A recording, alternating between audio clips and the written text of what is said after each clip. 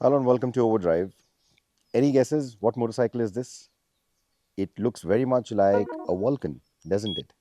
Though it isn't. It's a very important brand name or model name that has come back to the Indian market.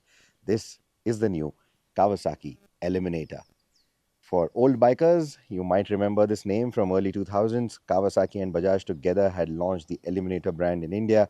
It was a lovely single-cylinder cruiser, but Bajaj continues to build that as the Avenger now in a slightly different avatar. But the Eliminator name now makes a comeback with Kawasaki India.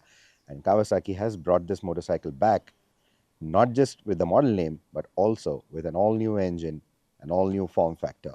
It's still a cruiser, but you will see that it doesn't have those forward set pegs that we'd seen with the original Eliminator. This one has mid mounted pegs, and apart from the more butch styling that you see now, you also see twin pipes, twin header pipes coming from that engine because this is a parallel twin motor. It's a 451cc engine derived from the Ninja 400. It's running about 7 millimeters longer stroke than the Ninja 400. And what you get is a 45 PS output and around 43 Newton meters of torque, or 42.6 Newton meters of torque to be precise. It's a quick engine, it's a quick revving engine, it's a high revving engine. All these attributes come because it's a Ninja motor. Now, in terms of the 0 to 100 times, it is fairly quick. What those times are is something that we'll show you in our review. So definitely do check it out once it goes out. And that review is going to be a very interesting review. That's all that I'll say right now.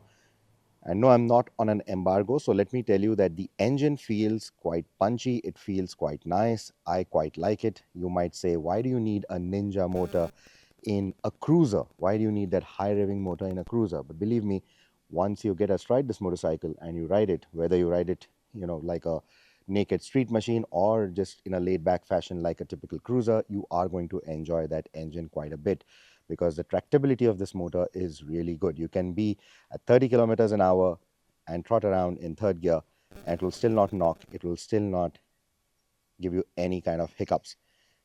And on the highway, cruising at 130, 140 kilometers an hour even is absolutely a breeze. Now, in terms of the ergonomics, mid-mounted pegs and a very relaxed seating. Unlike some of its rivals, like the Shotgun, for example, you get the rear seat out of the box. You don't have to buy it separately. And the seating is pretty low. Even tall riders, short riders, everyone should be comfortable because despite the mid-mounted pegs, you're not sitting in a very knees up position, so to say.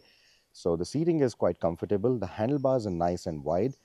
So you're not really sitting like a chimp on that motorcycle. You are able to get a good riding posture and a very comfortable one. In terms of the suspension, well, at this price point, getting standard forks is something that is going to be an eyesore for a lot of people. But in terms of the way they perform, I think they do a brilliant job at soaking most of the bumps that the Indian roads are going to throw at it. And in terms of the wheel sizes, you're getting an 18-inch front and a 16-inch rear. So you can see that right here. It's a fat 16-inch rear. You get a 150 section tire. That was one big deal when the Eliminator came out back in the day, right? It had a fat rear tire. So that continues. You get a nice fat 150 section tire at the back. The only thing that leaves me wanting is better tires, better rubber. The IRC tires on this, not a great option. Especially on concrete surfaces like these. If there is even a little water there, they feel very, very, very skittish. So that's something that I've not liked. The other thing that I don't like is the design of that exhaust. They should have done something better. Now, unfortunately, this particular motorcycle took a very small tip in the parking lot, and you can see it's already damaged very badly. There ought to have been some kind of a cover on that. They unfortunately don't have that. The only heat sink is right here, but even that has gotten scuffed very badly, even with that tiny uh, tip over that happened with the motorcycle. So definitely something ought to have been done there in terms of the protection. Overall, otherwise, I love the design. You get LED lamps all around, LED headlights, LED tail lights, LED turn blinkers. And this time around, there is no sari guard, but you still get this front number plate. I know it looks a bit ungainly, but what I also like, honestly, is that it's a very sturdy design. You can see how it's designed. It goes here on the handlebar mounts itself, and you will be able to use this, especially the big open area here. You should be able to use this as some kind of a phone mount or an accessory mount for maybe your GPS device or whatever. So I think this is very nicely designed. A good RAM mount should be able to fix right here, and you should be able to get your phone and also in a horizontal position if you like, in a proper landscape mode, and then get your maps going. So I really like the way they have done this. For once, I like the design. Like I said, there's no sari guard. This is a CBU import, so they are not mandated to have a sari guard. So you don't see a sari guard. So side saddling is not going to happen if you're going to take a lady on the rear seat. But that also makes sure that it is a cleaner design. So I quite like it. Yeah, I just forgot to mention the rear suspension is going to be a twin shock unit, and the ride quality, like I said, is phenomenal. Now, in terms of the tank, this is the teardrop design that you get for the tank. I think it looks quite nice. That Eliminator branding is pretty subtle. Maybe they could have done it in green, maybe added a few green accents, because this is the only color that you can buy, the matte black. The paint quality is really good. Usually on the 400s or the entry spec Kawasaki's, the paint quality leaves you a little wanting, but no, the paint quality here is really good. It is compatible with E5 and E10 fuel. It's got a 13-liter capacity, and the fuel economy is surprisingly good too. In terms of the LCD cluster, very basic unit here. You get a tachometer, you get the speedometer, you get the clock, you also get the fuel, and then you have the trip computer as well. It's going to give you 2 trip computers. It's going to give you real-time fuel economy. It's going to give you the average fuel economy. Like I said, the fuel economy is usually quite good. Now, this is not the real fuel economy. We'll publish the numbers. This is from the last test where we did the acceleration runs, etc. So it's bound to have a lower fuel economy there.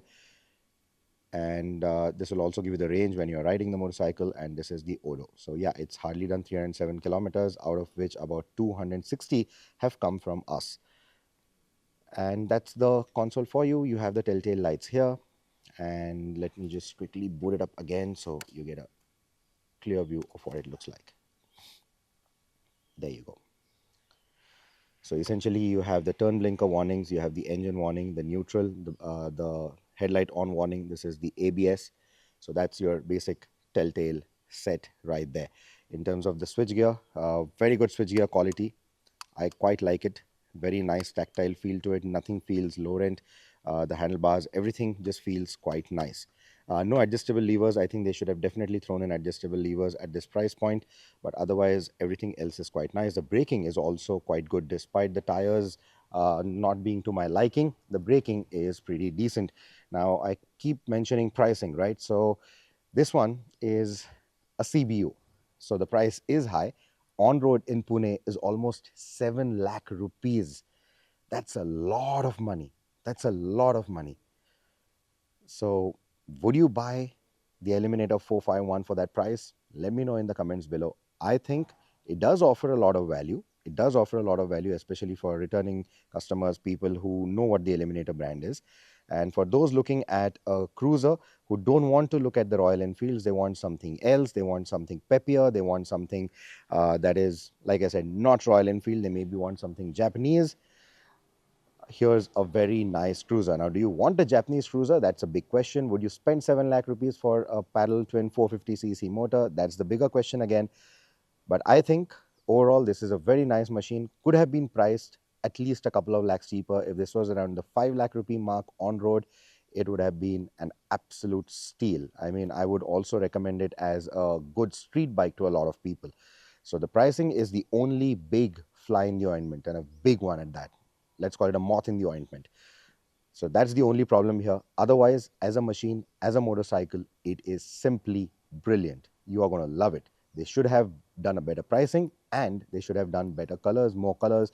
This is the only color option that you get. Globally, you get a white and also an orange and black combination. So the USB port and that orange and black color is what you miss out on, since you don't get the SE model. But otherwise, I am quite impressed. Let me know your thoughts. Thank you so much for watching this video. If you haven't subscribed to us already, please do so now, so that you will also know when the full review drops. And like I said, it's going to be a special one. So stay tuned to Overdrive.